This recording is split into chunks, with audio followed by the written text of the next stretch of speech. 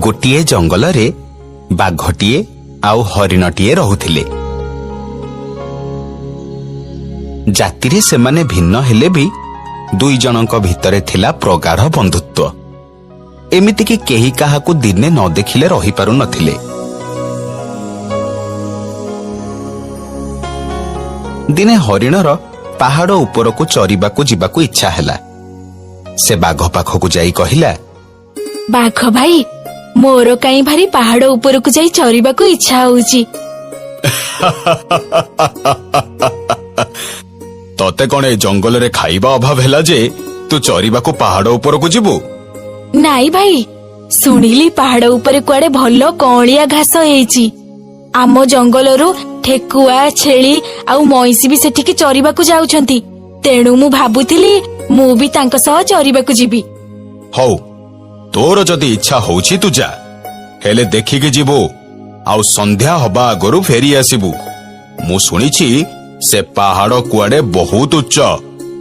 तमे से कथा जम्मा चिंता करनी, मु देखिकी जिबी। बाघ तार गोटिए दांत भांगिकी हरिण को देदेला। सुन मोर ए दांत को तू बेकरे बांधी दे। बाटरे जदि कौनसी असुविधा हुए बा जदि केही हैरान करंती तेबे ए दांत तांकू देखै दबु। सेमाने निश्चय तते छाड़ी देबे। हरिण ठेकुआ आउ मईसी सांग हेई पहाड़ उपरकू चरिबाकू गले। पहाड़ उपरे पहुंची तीन जन मन भरी खाइले।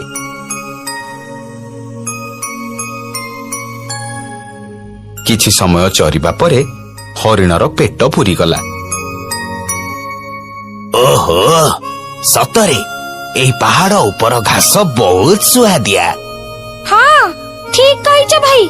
इच्छा होउची आज एठी रहि जिबा, काली सकाळे आउ टिके चरिके संध्यारे फेरिबा। हाँ से सब ठीक जे, हेले एठी हमें रहिबा कोउठी, पानी पीबा कोउठू? से सब तू चिंता करनी। पानी कोन दिने न पीले चलिबनी, हेले एमितिका कौलिया घास कोन सब बेले मिलिबो? ठेकुआ ठीक कहूची, आमे आज एठी रहिबा आउ काली सकाळे चरिकी जिबा। ना ना सेपटे मो मित्र अपेक्षा करिथिबे। मु संध्या पूर्वरु फेरी आसीबी बोली तांको कथा देइची। मित्र ना फित्र, हरिण हेकी बाघ सह सांग होउची। सिए होउची बाघ, बुझिलु? आजी न हेले काली से तो उपरे लोभ दृष्टि पकेइबो आउ जेमिति सुजोग पाइबो तते फसेई दबो आउ मारी खाई जिवो। काहा विषय रे किछि न जानी ताकू एमिति कहिबाटा जमारू ठीक नुह। से मो मित्र, आम संपर्क बहुत निबिड़। सिए मो सह केबे विश्वासघातकता करिबेनी। आम कथा एबे तू बुझी पारुनु, जेबे से समय आसीबो सेबे तू आपे बुझी जिबु जे आमे ठीक कहूचु ना भूल कहूचु।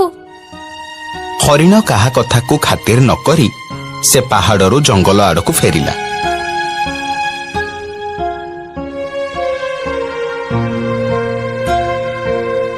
फेरिबा बाटरे हठात गोटाए राक्षस हाबुडरे से पड़िला।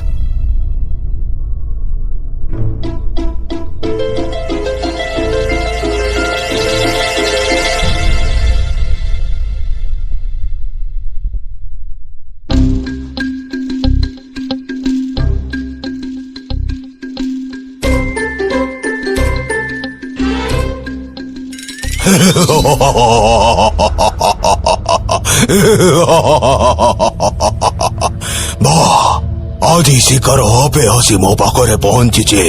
भल है आज तोते मो मारिकी खाइबी। नाई आज्ञा, मते दया करी जीवाकू दियंतु। सेपटे मो मित्र मो बाटको चाही बसिथिबे। जदि मु ठीक समय रे तांको पाखरे न पहुंचे तेबे से मते चारिआडे खोजिबे, बहुत कष्ट पाइबे। मित्र किए तो मित्र? महाबल बाघ होउछंती मो मित्र।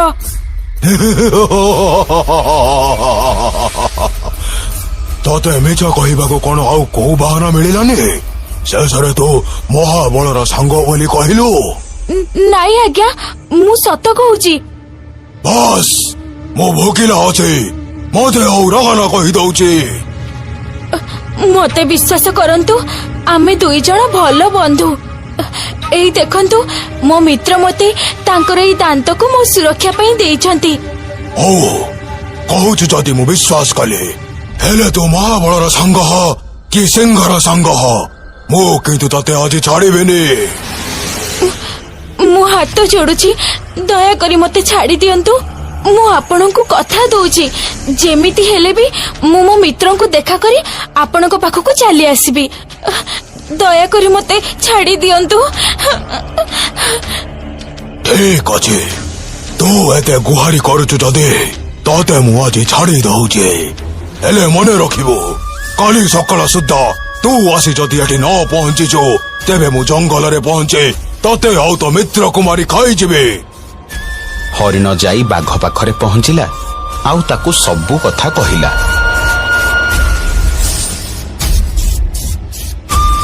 नाई मु तोते सेठी जीवाकू देबिनी। ना मते जेमिति हेले जीवाकू पड़िबो। जदि मु ता पाखरे न पहुंचे तेबे से तमको मारी दबो। से मते मारिले मारी दो हेले मु तो ऊपर कौनसी आंच आसीबाकू देबिनी। हेले तमे काहे कि बुझुनो मित्र जे से बस तू आउ किछि कहनी मो पाखरे गोटाए उपाय अछि। की उपाय? टुआ टुई बोली दुई जण भाई भौणी मो जेजेंकु गोटे बुद्धि शिखाइथिले। आमे तांको भली गोटे उपाय पांची से राक्षस को बुद्धि शिखाइबा। बाघर उपाय अनुसारे बाघ आउ हरिण मिसी हरिण भली गोटिए पत्थर मूर्ति तैयारी कले। आउ बाघ से मूर्ति को नेइकी राक्षस पाखकू गला।